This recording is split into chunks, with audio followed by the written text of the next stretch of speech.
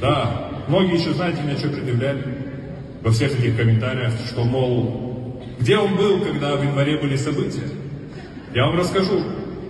Все началось 5 января, я 4 января вылетаю из Москвы ночью в Алмату. И, по-моему, ЧП объявили чуть ли не в самолете. Пилот так и сказал: в Алмате ожидается температура минус 10, но будет жарко.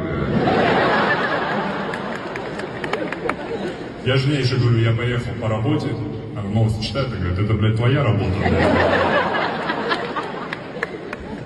И вышли люди сначала на мирный митинг, потом какая-то жуткая херня началась. Знаете, когда были митинги в Беларуси, там люди давали цветы ОМОНу, складывали обувь, чтобы на лавочку ставить. Наши у ОМОНа спиздили собаку.